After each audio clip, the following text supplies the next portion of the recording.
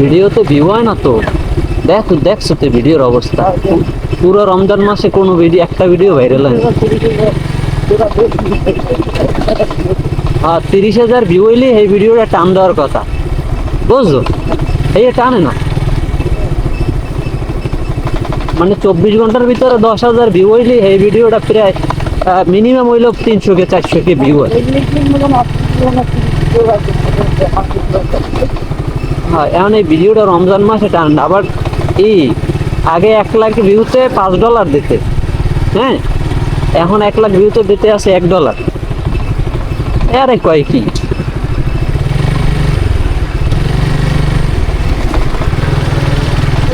মানে এটা আমি তো অবাক, বুঝছো?